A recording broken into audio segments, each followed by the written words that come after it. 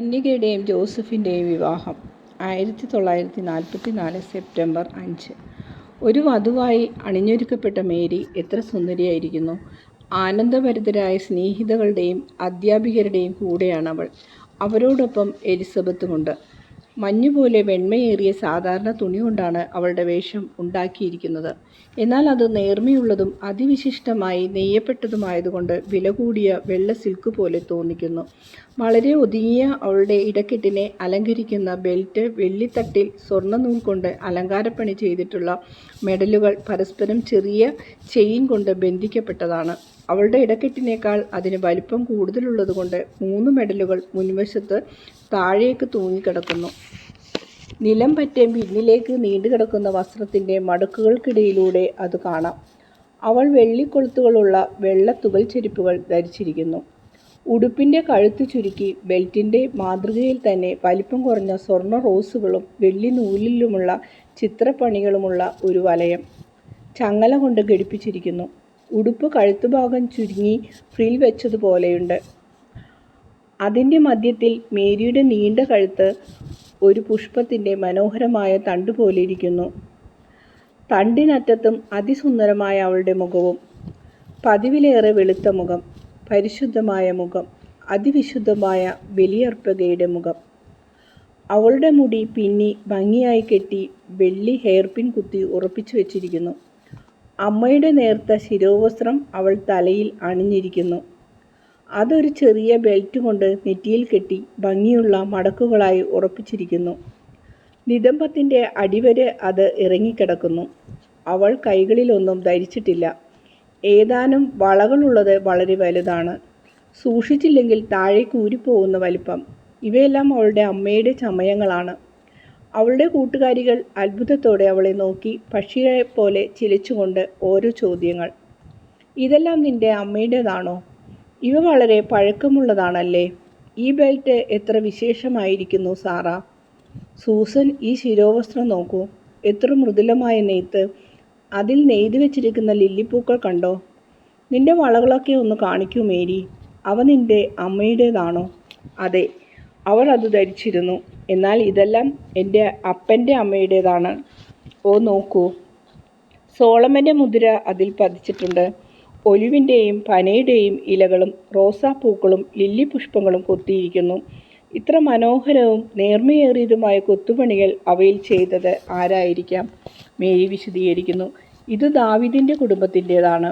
ആ കുടുംബത്തിൽപ്പെട്ട സ്ത്രീകൾ തലമുറയായി വിവാഹത്തിന് ഇത് ധരിച്ചു പോന്നു. അത് കഴിയുമ്പോൾ അടുത്ത അവകാശിനിക്കായി കൊടുക്കുന്നു. തീർച്ചയായും നീയാണ് അവകാശിനി. അവർ നസ്രസിൽ നിന്ന് എല്ലാം കൊണ്ടുവന്നു തന്നോ? ഇല്ല, അവർ കൊണ്ടുവന്നില്ല. എൻ്റെ അമ്മ മരിച്ചപ്പോൾ എൻ്റെ പിതൃസഹോദര പുത്രി എൻ്റെ ചമയങ്ങളെടുത്ത് അവരുടെ വീട്ടിൽ കൊണ്ടുപോയി സൂക്ഷിച്ചു വെച്ചു. ഇപ്പോൾ അതെല്ലാം എനിക്ക് കൊണ്ടുവന്നു തന്നു. എവിടെ അവയൊക്കെ? നിന്റെ കൂട്ടുകാരെ ഒന്ന് കാണിക്കൂ. എന്തു ചെയ്യണമെന്ന് മേരിക്ക് അറിഞ്ഞുകൂടാ. അവരോട് താല്പര്യം കാണിക്കണമെന്ന് അവൾക്ക് ആഗ്രഹമുണ്ട്. എന്നാൽ ഭാരമുള്ള 3 പെട്ടികൾ തുറന്ന് എല്ലാം വലിച്ചുവാരി വെളിയിലിടാൻ അവൾക്ക് പ്രയാസം. എല്ലാം ഭംഗിയായി അടുക്കി വെച്ചിരിക്കുകയാണ്. അവളുടെ അധ്യാപികമാർ സഹായത്തിനെത്തി. വരൻ വരാനുള്ള സമയമായി. ഈ സമയത്താണോ ഈ പണിയൊക്കെ? മേരിക്ക് ബുദ്ധിമുട്ട് വരുത്താതെ. നിങ്ങൾ മേരിയെ മടിപ്പിച്ച് കളയാതെ വേഗം പോയി ഒരുങ്ങൂ. ചിലച്ചിരുന്ന കൂട്ടുകാർ വിഷണ്ണരായിട്ടാണെങ്കിലും ഉടൻ മേരിയെ വിട്ടുപോയി. മേരിക്കിപ്പോൾ അവളുടെ അധ്യാപികമാരുടെ കൂടെ അല്പസമയം ചെലവഴിക്കാൻ കഴിയുന്നു. അവർ അവളെ പുകഴ്ത്തുകയും അനുഗ്രഹിക്കുകയും ചെയ്യുന്നു. എലിസബത്തും അടുത്തു വരുന്നു. വികാരതരളിതയായ മേരി കരയുന്നു. കാരണം ഫനുവേലിൻ്റെ പുത്രി അന്ന അവളെ മകളെ എന്ന് വിളിച്ചു. മാതൃനിർവിശേഷമായ സ്നേഹത്തോടെ ചുംബിക്കുകയും ചെയ്തു. എലിസബത്ത് പറയുന്നു, മേരി, നിന്റെ അമ്മ ഇവിടെയില്ല. എങ്കിലും ഒരു തരത്തിലുണ്ട്. അവളുടെ ആത്മാവ് നിന്റേതിനോടൊപ്പം സന്തോഷിക്കുന്നു. നീ ധരിച്ചിരിക്കുന്ന ഈ വസ്തുക്കളെല്ലാം അവളുടെ സ്നേഹചുംബനങ്ങൾ വീണ്ടും നിനക്ക് തരുന്നു. അവളുടെ ചുംബനങ്ങളുടെ രുചി നിനക്ക് ഇപ്പോഴും അവയിലൂടെ ലഭിക്കും. വർഷങ്ങൾക്ക് മുമ്പ് നീ ദേവാലയത്തിലേക്ക് വന്ന ദിവസം അവൾ എന്നോട് പറഞ്ഞു, അവളുടെ വേഷങ്ങളും ചമയങ്ങളും എല്ലാം ഞാൻ തയ്യാറാക്കിയിട്ടുണ്ട്. കാരണം അവളുടെ സന്തോഷത്തിൻ്റെ ദിവസം ഞാനും സന്നിഹിതയാകേണ്ടതിന് അവളുടെ വിവാഹവസ്ത്രങ്ങളും നിർമ്മിക്കാൻ ഞാൻ ആഗ്രഹിക്കുന്നു. എന്നിട്ട് കേൾക്കൂ, അവളുടെ അവസാന ദിവസങ്ങളിൽ ഞാൻ അവളെ ശുശ്രൂഷിച്ചിരുന്നു. എല്ലാ ദിവസവും സന്ധ്യയ്ക്ക് നിന്റെ ആദ്യത്തെ കുഞ്ഞുടുപ്പുകളും ഇപ്പോൾ നീ ധരിച്ചിരിക്കുന്നവയും ചുംബിച്ചിട്ട് അവൾ പറയുമായിരുന്നു, എൻ്റെ കുഞ്ഞിൻ്റെ മുല്ലപ്പൂ പോലുള്ള സൗരഭ്യം എനിക്ക് കിട്ടുന്നു. അമ്മയുടെ ഈ ചുംബനം അവൾ മനസ്സിലാക്കണമെന്ന് ഞാൻ ആഗ്രഹിക്കുന്നു. നീ ധരിച്ചിരിക്കുന്ന ഈ വെയിലിൽ എത്ര ചുംബനങ്ങളാണ് അവൾ അർപ്പിച്ചത്. നൂലിൻ്റെ എണ്ണത്തേക്കാൾ കൂടുതൽ പ്രാവശ്യം ചുംബിച്ചിട്ടുണ്ടെന്ന് എനിക്ക് തോന്നുന്നത്. അവൾ നെയ്ത ഈ വസ്ത്രങ്ങൾ നീ ധരിക്കുമ്പോൾ സ്നേഹം കൊണ്ടാണ് അവ നെയ്യപ്പെട്ടതെന്ന് ഓർക്കുക. നെയ്ത്തുതറിയേക്കാൾ പ്രവൃത്തി നിരതമായത് അമ്മയുടെ സ്നേഹമായിരുന്നു. ഈ ആഭരണങ്ങൾ സാമ്പത്തികമായി ഞെരുങ്ങിയിരുന്ന സാഹചര്യത്തിലും നിന്റെ പിതാവ് നിനക്കായി ഇവ സൂക്ഷിച്ചു വെച്ചു. കാരണം ഈ സമയത്ത് ദാവീദിന്റെ വംശത്തിലെ ഒരു രാജകുമാരിയെ പോലെ നീ അലങ്കൃതയാകണമെന്ന് അദ്ദേഹം ആഗ്രഹിച്ചു. നീ സന്തോഷവതിയായിരിക്കൂ മേരി. നീ അനാഥ കുട്ടിയൊന്നുമല്ല. നിന്റെ മാതാപിതാക്കൾ നിന്റെ കൂടെയുണ്ട്. ജോസഫ് നിന്റെ ഭർത്താവും നിനക്കൊരമ്മയും അപ്പനുമായിരിക്കും. അത്ര പരിപൂർണനാണ് ജോസഫ്. അതെ, അത് ശരിയാണ്. എനിക്ക് പരാതിയൊന്നുമില്ല. 2 മാസത്തിനിടയിൽ 2 പ്രാവശ്യം ഇവിടെ വന്നു. ഇന്ന് 3-ാം പ്രാവശ്യവും വന്നു. എന്തു കാറ്റും മഴയുമായിരുന്നു. എന്നിട്ടും വരുന്നത് എൻ്റെ പക്കൽ നിന്നും നിർദ്ദേശങ്ങൾ സ്വീകരിച്ച് ഓരോന്നും അതുപോലെ ചെയ്യുവാൻ വേണ്ടിയാണ്. ഒന്ന് ചിന്തിച്ചു നോക്കൂ. ഒരു പാവപ്പെട്ട പെൺകുട്ടിയായ എന്നിൽ നിന്ന്, അതും അദ്ദേഹത്തെക്കാൾ വളരെ പ്രായം കുറഞ്ഞ എന്നിൽ നിന്ന് നിർദ്ദേശങ്ങൾ സ്വീകരിക്കാൻ ഇതുവരെ ഒരു കാര്യവും നിരസിച്ചിട്ടില്ല. ഞാൻ ആവശ്യപ്പെടാനായി കാത്തു നിൽക്കുന്നുമില്ല. എനിക്ക് തോന്നുന്നു ഒരു ദൈവദൂതൻ എനിക്ക് ആവശ്യമുള്ളവ അദ്ദേഹത്തോട് പറയുന്നുവെന്നാണ്. കാരണം ഞാൻ സംസാരിക്കുന്നതിന് മുൻപ് അദ്ദേഹം എന്നോട് ഞാൻ ആഗ്രഹിക്കുന്നവ എന്തെന്ന് പറയുന്നു. അവസാനം എന്നോട് പറഞ്ഞ വാക്കുകൾ, മേരി, എനിക്ക് തോന്നുന്നു നിനക്ക് നിന്റെ പിതാവിൻ്റെ വീട്ടിൽ താമസിക്കുന്നതാണ് ഇഷ്ടമെന്ന്. നീ അവകാശിനിയായ പുത്രിയായതുകൊണ്ട് നിനക്ക് അങ്ങനെ ചെയ്യാം. എന്നാൽ കർമ്മമുറപ്രകാരം നടത്തേണ്ടതിന് ഒരാഴ്ച നീ എൻ്റെ സഹോദരൻ അൽഫേസിൻ്റെ വീട്ടിൽ താമസിക്കണം. അവിടെ നിന്ന് വിവാഹരാത്രിയിൽ ഘോഷയാത്രയായി നിന്റെ വീട്ടിലേക്ക് പോവുകയാണ് വേണ്ടത്. എത്ര കാരുണ്യമുള്ളവനാണ് ജോസഫ്. തനിക്കൊരു വീട് പോലുമില്ലെന്ന് ആളുകൾ പറയുമല്ലോ എന്നൊന്നും അദ്ദേഹം ചിന്തിച്ചതേയില്ല. ഒരു വീടുണ്ടായിരുന്നെങ്കിൽ എനിക്കും അതിഷ്ടമാകുമായിരുന്നു. കാരണം ജോസഫ് എപ്പോഴും അവിടെ കാണുമല്ലോ. എത്ര നല്ലവൻ. എങ്കിലും എൻ്റെ വീട് തന്നെയാണ് ഞാൻ കൂടുതൽ ഇഷ്ടപ്പെടുന്നത്. കാരണം ഓർമ്മകൾ. ഓ ജോസഫ്, എത്ര നല്ലവൻ. നിന്റെ വ്രതത്തെക്കുറിച്ച് അവൻ എന്തു പറഞ്ഞു? നീ എന്നോട് ആ കാര്യമൊന്നും പറഞ്ഞില്ലല്ലോ. ഒരു തടസ്സവും പറഞ്ഞില്ല. നേരെ മറിച്ച് ഞാൻ എൻ്റെ വ്രതത്തിൻ്റെ കാരണങ്ങൾ പറഞ്ഞപ്പോൾ നിന്റെ ത്യാഗത്തോട് എൻ്റേതും ഞാൻ ചേർക്കുന്നു എന്നാണ് പറഞ്ഞത്.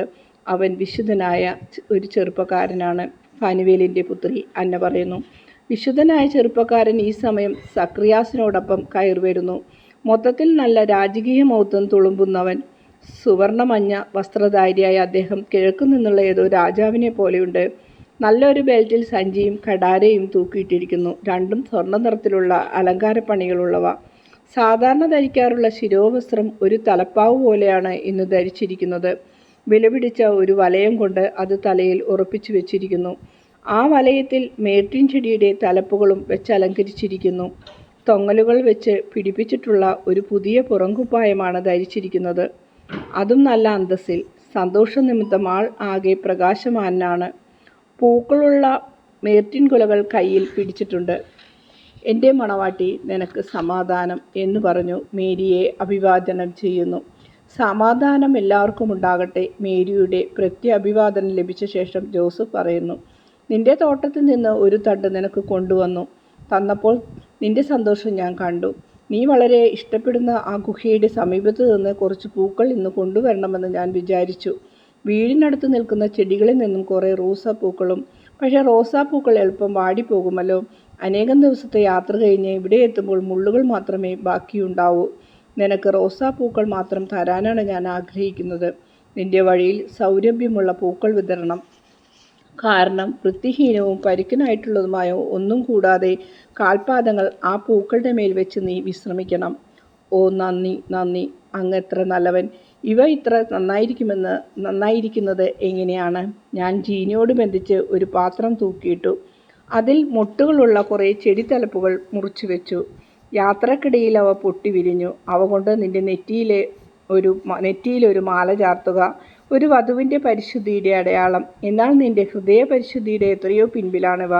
എലിസബത്തും അധ്യാപികമാരും കൂടി ആ മേർട്ടിൻ പുഷ്പങ്ങൾ കൊണ്ട് ഒരു മാലയുണ്ടാക്കി. അവിടെ ഉണ്ടായിരുന്ന കുറേ റോസാപ്പൂക്കളും ഇടയ്ക്ക് ചേർത്ത് അവളുടെ ശിരസിൽ അണിയിച്ചു.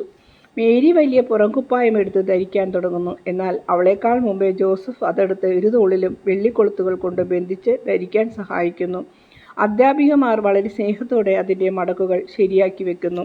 എല്ലാം തയ്യാറായി. എന്നാൽ എന്തോ കാര്യത്തിനായി അവർ കാത്തു നിൽക്കുന്നു. ആ സമയം ജോസഫ് അവളെ ഒരു വശത്തേക്ക് വിളിച്ചിട്ട് പറയുന്നു, നിന്റെ വ്രതത്തെക്കുറിച്ച് ഈ ദിവസങ്ങളിൽ ഞാൻ കുറേ ചിന്തിച്ചു. ഞാനും അതിൽ പങ്കെടുക്കുന്നു എന്ന് ഞാൻ പറഞ്ഞല്ലോ. കൂടുതൽ ചിന്തിക്കും തോറും എനിക്ക് മനസ്സിലാകുന്നു, നാസിർ വ്രതം പല പ്രാവശ്യം നവീകരിച്ചാലും പോരാ എന്നാണ് എനിക്ക് നിന്നെ മനസ്സിലായി. മേരി, പ്രകാശത്തിൻ്റെ വചനങ്ങൾ ഞാൻ അർഹിക്കുന്നില്ല, എങ്കിലും അതിൻ്റെ നേരിയ ഒരു സ്വരം എൻ്റെ പക്കലെത്തുന്നുണ്ട്. നിന്റെ രഹസ്യത്തിൻ്റെ അന്തർധാരകൾ മനസ്സിലാക്കാൻ അതെന്നെ സഹായിക്കുന്നു. ഞാൻ അറിവില്ലാത്തൊരു സാധു മനുഷ്യനാണ്, ഒരു സാധു തൊഴിലാളി. വിദ്യാഭ്യാസമൊന്നും എനിക്കില്ല, സമ്പാദ്യവും ഒന്നുമില്ല.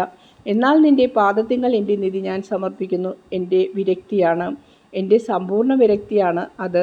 ദൈവത്തിൻ്റെ കന്യകയായ നിന്റെ സമീപത്ത് നിൽക്കുന്നതിനു വേണ്ടി എന്നേക്കുമായി ഇത് ഞാൻ നിനക്ക് തരുന്നു. എൻ്റെ സഹോദരി, എൻ്റെ പ്രിയെ, അടക്കപ്പെട്ട ഉദ്യാനമേ, മുദ്ര വയ്ക്കപ്പെട്ട നീരുറവയെ, ദൈവത്തിൻ്റെ കന്യകയെ. നമ്മുടെ പൂർവികൾ ഉച്ചരിച്ച ഈ വാക്കുകൾ നിന്നെ ഉദ്ദേശിച്ചു പാടിയതായിരിക്കണം. നാനാതരത്തിലുള്ള സുഗന്ധചെടികളും വിശിഷ്ട ഫലങ്ങളുമുള്ള വൃക്ഷങ്ങളും വളരുന്ന ഈ തോട്ടത്തിൻ്റെ സൂക്ഷിപ്പുകാരനായി ഞാൻ ജോലി ചെയ്തു കൊള്ളാം. ജീവൻ്റെ ജലം മന്ദമായി ഒഴുകുന്ന ഈ നീരുറവയെ ഞാൻ കാത്തു സൂക്ഷിച്ചു കൊള്ളാം. എൻ്റെ പ്രിയെ, നിന്റെ ദയാവായ്പ എൻ്റെ ആത്മാവിനെ അധീനപ്പെടുത്തിയിരിക്കുന്നു. അതീവ സുന്ദരിയായവളെ, നിന്റെ നിഷ്കളങ്കത എന്നെ അടിപ്പെടുത്തിയിരിക്കുന്നു. നീ സൂര്യോദയത്തെക്കാൾ അഴകുള്ളവളാണ്. നിന്റെ ഹൃദയത്തിൻ്റെ ജ്വലനത്താൽ പ്രകാശിക്കുന്ന സൂര്യനാണ് നീ. ദൈവത്തോടും ലോകത്തോടുമുള്ള സ്നേഹത്താൽ നീ നിറഞ്ഞവളാണ്. സ്വന്തം സ്ത്രീത്വത്തെ ബലിയർപ്പിച്ചുകൊണ്ട് ലോകത്തിന് രക്ഷകനെ പ്രദാനം ചെയ്യണമെന്ന് നീ ആഗ്രഹിക്കുന്നു. എൻ്റെ പ്രിയ മണവാട്ടി, വരൂ. ഇങ്ങനെ പറഞ്ഞിട്ട് അവളുടെ കൈകളിൽ മൃദുലമായി പിടിച്ചുകൊണ്ട് അവളെ വാതിൽക്കലേക്ക് ആനയിക്കുന്നു. എല്ലാവരും അവരെ അനുഗമിക്കുന്നു. വെളിയിലേക്കിറങ്ങിയപ്പോൾ ശുഭവസ്ത്രം അണിഞ്ഞ് തലയിൽ വെള്ള ശിരോവസ്ത്രം ധരിച്ച കൂട്ടുകാരികളും അവരോട് ചേരുന്നു. പല അങ്കണങ്ങളും പൂമുഖങ്ങളും കടന്ന് അവരെ കാണാൻ തടിച്ചുകൂടിയിരിക്കുന്ന ആളുകളുടെ മധ്യത്തിലൂടെ ഒരു ശാലയിലേക്ക് പോകുന്നു. ഈ ശാല ദേവാലയത്തിൻ്റെ ഭാഗമാണെന്ന് തോന്നുന്നില്ല. മറ്റു കർമ്മങ്ങൾക്ക് വേണ്ടിയോ ആഘോഷങ്ങൾക്ക് വേണ്ടിയോ ഉള്ള ഒരു ഹാളാണെന്ന് തോന്നുന്നു. ഒരു സിനഗോഗിലെ പോലെ വിളക്കുകളും തോൽക്കടലാസ് ചുരുളുകളും കാണുന്നു. ഉയർന്ന ഒരു ഡെസ്ക് പോലുള്ള വായനാപീഠത്തിൻ്റെ സമീപത്തേക്ക് അവർ പോകുന്നു. അവിടെ കാത്തു നിൽക്കുന്നു. എല്ലാവരും അച്ചടക്കത്തോടെ അവരുടെ പിൻപിൽ നിൽക്കുന്നു. മറ്റുള്ള പുരോഹിതരും കാഴ്ചക്കാരും ഏറ്റവും പിൻപിൽ കൂട്ടമായി നിൽക്കുന്നു. പ്രധാന പുരോഹിതൻ ആഘോഷപൂർവ്വം എഴുന്നള്ളുന്നു. ആൾക്കൂട്ടത്തിൽ മർമ്മര ശബ്ദം. അദ്ദേഹമാണോ അവരെ വിവാഹം ചെയ്യിക്കാൻ പോകുന്നത്? അതെ, കാരണം അവൾ രാജവംശത്തിലും പുരോഹിതഗണത്തിലും ഉള്ളവളാണ്. ദാവീദിൻ്റെ ഒരു പുഷ്പമാണ്. അഹറോൻ്റെ വംശത്തിൽപ്പെട്ടവൾ, ദേവാലയത്തിലെ ഒരു കന്യക. വരനും ദാവീദിൻ്റെ വംശത്തിൽപ്പെട്ടവനാണ്. പ്രധാന പുരോഹിതൻ വധുവിൻ്റെ വലതുകരം വരൻ്റെ വലതുകരത്തോട് ചേർത്ത് പിടിച്ചുകൊണ്ട് ആഘോഷമായി അവരെ ആശീർവദിക്കുന്നു. എബ്രഹാത്തിൻ്റെയും ഇസ്യാക്കിൻ്റെയും യാക്കോബിൻ്റെയും ദൈവം നിങ്ങളോടുകൂടെ ഉണ്ടായിരിക്കട്ടെ. അവൻ നിങ്ങളെ യോജിപ്പിച്ച് അവൻ്റെ അനുഗ്രഹം നിങ്ങളിൽ പൂർത്തിയാക്കട്ടെ. അവൻ്റെ സമാധാനം നിങ്ങളോടുകൂടെ ഉണ്ടാകട്ടെ. അനേകം തലമുറകൾക്ക് നിങ്ങളിലൂടെ ജന്മം നൽകട്ടെ. നിങ്ങൾക്ക് ദീർഘായുസ്സും എബ്രഹാത്തിൻ്റെ മടിയിലേക്ക് നിങ്ങളെ പ്രവേശിപ്പിക്കുന്ന ഭാഗ്യമരണവും ലഭിക്കട്ടെ. അനന്തരം ആഘോഷപൂർവ്വം തന്നെ പ്രധാന പുരോഹിതൻ പിൻവാങ്ങുന്നു. വിവാഹ വാഗ്ദാനം കഴിഞ്ഞു. മേരി ജോസഫിൻ്റെ വധുവാണ്. അവരെല്ലാം പുറത്തേക്ക് പോകുന്നു. ഒരു ഹാളിലേക്ക് അവർ ക്രമമായി പ്രവേശിക്കുന്നു. അവിടെ വിവാഹ ഉടമ്പടിയുടെ വ്യവസ്ഥകളെല്ലാം നിശ്ചയിക്കുകയാണ്. അതനുസരിച്ച് ദാവീദിൻ്റെ വംശത്തിൽപ്പെട്ട യോവാക്കീമിൻ്റെയും അഹ്റോൻ്റെ വംശത്തിൽപ്പെട്ട അന്നയുടെയും അവകാശപുത്രിയായ മേരി അവളുടെ വീടും പറമ്പും ജോസഫിന് സ്ത്രീധനമായി നൽകുന്നു. അവളുടെ സ്വന്തം ഉപയോഗ സാധനങ്ങളും പിതാവിൽ നിന്ന് അവകാശമായി ലഭിച്ച എല്ലാ സാധനങ്ങളും നൽകുന്നു. എല്ലാം കഴിഞ്ഞു. വിവാഹ വാഗ്ദാനം നൽകിയ അവർ മുറ്റത്തേക്ക് ഇറങ്ങുന്നു. ദേവാലയത്തിലെ സ്ത്രീകൾ താമസിക്കുന്ന കെട്ടിടത്തിൽ നിന്നും വെളിയിലേക്ക് വാതിൽക്കലേക്ക് നീങ്ങുന്നു. ഒരു വലിയ വണ്ടി അവരെ കാത്തുകിടക്കുന്നു. മേരിക്ക് വെയിൽ കൊള്ളാതിരിക്കാൻ തുറന്ന ആ വണ്ടിയുടെ മുകളിൽ മറ പിടിപ്പിച്ചിട്ടുണ്ട്. മേരിയുടെ വലിയ പെട്ടികൾ അതിൽ കയറ്റിക്കഴിഞ്ഞു. കണ്ണീരോടെ എല്ലാവരോടും വിട ചോദിച്ച് അവരെ ചുംബിച്ച് അനുഗ്രഹവും ഉപദേശവും വാങ്ങി മേരി വണ്ടിയിൽ കയറുന്നു. ജോസഫും സക്രിയാസും വണ്ടിയുടെ മുൻഭാഗത്തിരിക്കുന്നു. എല്ലാവരും നല്ല വസ്ത്രങ്ങൾ മാറി കടുത്ത നിറമുള്ള വസ്ത്രങ്ങളാണ് ഇപ്പോൾ ധരിച്ചിരിക്കുന്നത്. ദേവാലയ മതിൽക്കെട്ടുകളും പട്ടണത്തിൻ്റെ മതിലുകളുമെല്ലാം വളരെ പിന്നിലായി മറയുന്നു. സുന്ദരമായ നാട്ടിൻ പുറത്ത് വണ്ടി എത്തിയിരിക്കുന്നു. വസന്തത്തിലെ സൂര്യപ്രകാശത്തിൽ പുഷ്പ അലങ്കൃതവും പുതുമയാർന്നതുമായ നാട്ടിൻപുറം. പാടത്ത് വിതച്ച ധാന്യം 3-4 നീളത്തിൽ വളർന്നിട്ടുണ്ട്. മരതക വർണ്ണമുള്ള അവയുടെ ഇളം തലപ്പുകൾ കാറ്റിൽ മെല്ലെ ഇളകുന്നു. ആപ്പിളിൻ്റെയും പീച്ചിൻ്റെയും പുഷ്പങ്ങളുടെ സൗരഭ്യവും ക്ലോവറിൻ്റെയും പുതിനായുടെയും വാസനയും എല്ലാം ആവാഹിക്കുന്ന മന്ദമാരുതൻ. മേരി നിശബ്ദമായി കരയുകയാണ്. ഇടയ്ക്കിടയ്ക്ക് വണ്ടിയുടെ മൂടുമാറ്റി ദേവാലയത്തെയും പട്ടണത്തെയും നോക്കുന്നു. ദർശനം ഇവിടെ അവസാനിക്കുന്നു, ഈശോ പറയുന്നു. ജ്ഞാനത്തിൻ്റെ പുസ്തകം അവളെ പ്രകീർത്തിച്ച് എന്തു പറയുന്നു? ജ്ഞാനത്തിൻ്റെ ഉള്ളിൽ ബുദ്ധിയുള്ള, വിശുദ്ധമായ, അതുല്യമായ, നാനാമുഖമുള്ള, അതിസൂക്ഷ്മമായ ഒരു അരൂപിയുണ്ട്. അവളുടെ ഗുണഗണങ്ങളെ വർണ്ണിച്ചുകൊണ്ട് അവസാനം പറയുന്നു: സർവശക്തമായ, എല്ലാം കാണുന്ന, എല്ലാറ്റിൻ്റെയും അന്തർഗതങ്ങൾ അറിയുന്ന, ബുദ്ധിയുള്ള, വിശുദ്ധമായ, അതിസൂക്ഷ്മമായ അരൂപികൾ എല്ലാറ്റിലേക്കും വ്യാപിക്കുന്നു, എല്ലാറ്റിലേക്കും ഊറിയിറങ്ങുന്നു. അത്രക്കവൾ പരിശുദ്ധയാണ്. ദൈവനിശ്വാസത്തിൻ്റെ ശക്തിയാണവൾ. അതിനാൽ കളങ്കമുള്ളതും ഒന്നിനും അവളിൽ പ്രവേശനമില്ല. അവൾ ദൈവിക നന്മയുടെ പ്രതിച്ഛായയാണ്. അവൾക്ക് തനിയെ എല്ലാം ചെയ്യാൻ കഴിയുമെങ്കിലും തനിക്ക് മാറ്റമൊന്നും വരാതെ എല്ലാറ്റിനെയും അവൾ നവീകരിക്കുന്നുവെങ്കിലും അവൾ വിശുദ്ധാത്മാക്കളിലേക്ക് കടന്ന് അവരെ ദൈവത്തിൻ്റെ സ്നേഹിതരും പ്രവാചകരും ആക്കി തീർക്കുന്നു.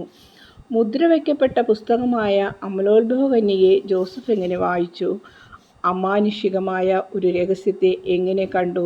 പ്രവാചകന്മാർ അറിയിച്ചിരുന്ന രഹസ്യത്തിൻ്റെ പടിക്കൽ എങ്ങനെ എത്തി? സാധാരണക്കാർ ഒരു വലിയ പുണ്യമായി മാത്രം കണക്കാക്കുന്ന കന്യാത്തം എന്ന രഹസ്യത്തെ ജോസഫ് മാനുഷികമായ അറിവുകൊണ്ടല്ല, സ്വാഭാവികമായ ജ്ഞാനത്താലാണ് കണ്ടത്. ഈ ജ്ഞാനം ദൈവത്തിൻ്റെ ശക്തിയുടെ ഒരു നിശ്വനമാണ്, സർവശക്തനിൽ നിന്നുള്ള ഒരു പ്രസരണമാണ്. ഇപ്രകാരമുള്ള ജ്ഞാനമുണ്ടായിരുന്നതുകൊണ്ട് മേരി എന്ന രഹസ്യത്തിന്മേൽ, കൃപാവര സമുദ്രത്തിന്മേൽ ആത്മവിശ്വാസത്തോടെ യാത്ര ചെയ്യുവാൻ കഴിഞ്ഞു. അവരുടെ ആധ്യാത്മിക സമ്പർക്കത്തിൽ അധരങ്ങൾ കൊണ്ടുള്ള സംസാരത്തിലല്ല, ആത്മാവിൻ്റെ നിശബ്ദതയിൽ 2 ചേതനകൾ സംസാരിക്കുന്നു. അവിടെ ദൈവത്തിനു മാത്രമേ അവരുടെ സ്വരം കേൾക്കാൻ കഴിയുന്നുള്ളൂ. ദൈവത്തിനു സംപ്രീതരായവർക്കും അത് കേൾക്കാം. കാരണം അവർ അവൻ്റെ വിശ്വസ്ത ദാസരാണ്. അവരിൽ അവൻ നിറഞ്ഞു നിൽക്കുന്നു. നീതിമാനായ മനുഷ്യൻ്റെ ജ്ഞാനം കൃപാവരപൂർണയായ മേരിയോടുള്ള സാമീപ്യവും ഹൃദയത്തിൻ്റെ ഐക്യവും വഴി വർദ്ധിക്കുന്നു. ഈ ജ്ഞാനം ദൈവത്തിൻ്റെ ആഴമേറിയ രഹസ്യങ്ങളിലേക്ക് കടക്കാനും അവയെ മനുഷ്യരുടെയും പിശാചുക്കളുടെയും കെണിയിൽ നിന്നും കാത്തു പരിപാലിച്ച് സംരക്ഷിക്കുവാനും അവനെ പ്രാപ്തനാക്കുന്നു. അതേസമയം അത് അവനെ കൂടുതൽ ശക്തിപ്പെടുത്തുകയും ചെയ്യുന്നു. നീതിമാനായ മനുഷ്യനെ അത് വിശുദ്ധനാക്കുന്നു. വിശുദ്ധനായ മനുഷ്യനെ ദൈവത്തിൻ്റെ മണവാട്ടിയുടെയും ദൈവപുത്രൻ്റെയും സംരക്ഷകനുമാക്കുന്നു. വിരക്തനായ മനുഷ്യൻ തൻ്റെ ചാരിത്രത്തെ ദൈവദൂതന്മാർ കടുത്ത ധീരതയിലേക്ക് ഉയർത്തിയ മനുഷ്യന് ദൈവത്തിൻ്റെ മുദ്ര നീക്കാതെ തന്നെ ദൈവം കന്യകയാകുന്ന വജ്രക്കല്ലിൽ അഗ്നി കൊണ്ട് എഴുതിയിരിക്കുന്നത് വാക്ക് വായിക്കുവാൻ കഴിയും. തൻ്റെ ജ്ഞാനത്തിന് ആവർത്തിച്ചു പറയാൻ കഴിയാത്ത വാക്ക്, എന്നാൽ മോശ കൽപ്പനകളിൽ വായിച്ചതിനേക്കാൾ ശ്രേഷ്ഠമായ വചനം. ഈ രഹസ്യത്തിലേക്ക് ദൈവദൂഷകരുടെ കണ്ണുകൾ കടന്നു ചെല്ലാതിരിക്കാൻ മുദ്രമേൽ മുദ്രയായി തന്നെ അവൻ സ്ഥാപിക്കുന്നു. പറുദീസായുടെ കാവൽക്കാരനായിരുന്ന ആഗ്നേയനായ നിത്യനായ പിതാവ് ആനന്ദം കൊള്ളുന്നു. സന്ധ്യയുടെ കുളിർമയിൽ നടന്നുകൊണ്ട് തൻ്റെ പ്രിയനോട് സംസാരിക്കുന്നു. പുഷ്പിച്ചു നിൽക്കുന്ന ലില്ലികളുടെ ഉദ്യാനമാണവൾ. നാനാതരത്തിലുള്ള സൗരഭ്യങ്ങൾ നിറഞ്ഞ വായുവാണവൾ. പ്രഭാതത്തിലെ പുതുമയാർന്ന മന്ദമാരുതൻ, മനോഹരമായ നക്ഷത്രം, ദൈവത്തിൻ്റെ ആനന്ദം. പുതിയ ഹവ്വ അവിടെ അവൻ്റെ മുൻപിൽ. അവൻ്റെ അസ്ഥിയിൽ നിന്നുള്ള അസ്ഥിയല്ല, അവൻ്റെ മാംസത്തിൽ നിന്നുള്ള മാംസവുമല്ല, എന്നാൽ അവൻ്റെ ജീവിതസഖി, ദൈവത്തിൻ്റെ സജീവ പേടകം. രക്ഷാകർതൃത്വത്തിനായി അവൻ സ്വീകരിക്കുന്നവൾ. താൻ സ്വീകരിച്ചതുപോലെ, നിർമ്മലയായി തനിക്ക് ലഭിച്ചതുപോലെ ദൈവത്തെ തിരിച്ച് ഏൽപ്പിക്കേണ്ടവൾ, ദൈവത്തിൻ്റെ മണവാട്ടി. ഇത് മൗതിക ഗ്രന്ഥത്തിൻ്റെ നിർമ്മലമായ പേജുകളിൽ എഴുതിയിരിക്കുന്നത് ഇതാണ്. അവൻ്റെ പരീക്ഷണത്തിൻ്റെ നാഴികയിൽ സംശയം സീൽക്കാരത്തോടെ ആഞ്ഞുപതിച്ചപ്പോൾ ഒരു മനുഷ്യനെന്ന നിലയിലും ദൈവത്തിൻ്റെ ദാസനെന്ന നിലയിലും ഒരു മനുഷ്യനും സഹിച്ചിട്ടില്ലാത്ത വിധത്തിൽ അവൻ സഹിച്ചു. കാരണം അവൾ അശുദ്ധയായെന്നുള്ള സംശയം. എന്നാൽ ഇത് ഭാവിയിലുണ്ടാൻ പോകുന്ന പരീക്ഷണമാണ്. ഇപ്പോൾ കൃപാവരത്തിൻ്റെ ഈ നാഴികയിൽ അവൻ ദൈവസേവനത്തിനായി കണ്ട് അറിഞ്ഞുകൊണ്ട് തന്നെ ഏറ്റവും വിശ്വസ്ത സേവനത്തിനായി സ്വയം നൽകുന്നു. പ്രലോഭനത്തിൻ്റെ കൊടുങ്കാറ്റ് പിന്നീട് വരും. എല്ലാ വിശുദ്ധർക്കും അത് വന്നിട്ടുണ്ട്. അതവർ പരീക്ഷിക്കപ്പെട്ട് ദൈവത്തിൻ്റെ സഹകാരികളായിക്കപ്പെടുന്നതിനു വേണ്ടിയാണ്. ലേവായക്കാരുടെ പുസ്തകത്തിൽ എന്താണ് വായിക്കുന്നത്? നിന്റെ സഹോദരൻ അഹ്റോനോട് പറയുക, പേടകത്തിന് മുകളിൽ സ്ഥാപിച്ചിരിക്കുന്ന കാരുണ്യത്തിൻ്റെ സിംഹാസനത്തിൻ്റെ മുമ്പിലേക്ക്, അവയെ മറച്ചു വെച്ചിരിക്കുന്ന തിരശ്ശീലയുടെ ഉള്ളിലേക്ക് അവന് ഇഷ്ടമുള്ളപ്പോഴെല്ലാം കയറി ചെല്ലരുത്. അങ്ങനെ ചെയ്താൽ അവൻ മരിക്കാൻ പാടുണ്ട്. കാരണം കരുണയുടെ സിംഹാസനത്തിൽ ഒരു മേഘത്തിൽ ഞാൻ പ്രത്യക്ഷനാകും. എന്നാൽ താഴെ പറയുന്നവ അനുഷ്ഠിച്ച ശേഷം അവന് പ്രവേശിക്കാം. പാപപരിഹാരത്തിനായി ഒരു കാളക്കുട്ടനെ ബലിയർപ്പണം, ദഹനബലിക്കായി ഒരു മുട്ടനാടിനെ അർപ്പിക്കണം. ലിനൻ കൊണ്ടുള്ള പുറംകുപ്പായ അവൻ ധരിച്ചിരിക്കണം. ലിനൻ കൊണ്ടുള്ള ഉൾവസ്ത്രങ്ങൾ അരയിൽ ധരിച്ച് അവൻ്റെ നഗ്നത മറച്ചിരിക്കണം. ജോസഫ് വാസ്തവത്തിൽ ദൈവത്തിൻ്റെ അതിവിശുദ്ധ സ്ഥലത്തേക്ക് പ്രവേശിക്കുന്നു. അത് ദൈവം ആഗ്രഹിക്കുന്ന സമയത്തും വിധത്തിലും മാത്രമാണ്. ദൈവത്തിൻ്റെ അരൂപി നിറഞ്ഞു നിൽക്കുന്ന പേടകത്തെ മറക്കുന്ന തിരശ്ശീലക്കപ്പുറത്തേക്ക് ജോസഫ് പ്രവേശിക്കുന്നു. തന്നെയും ആട്ടിൻകുട്ടിയെയും പാപപരിഹാര ബലിയായും ലോകം മുഴുവൻ്റെയും പാപങ്ങൾക്കുള്ള ദഹനബലിയായും സമർപ്പിക്കുന്നു.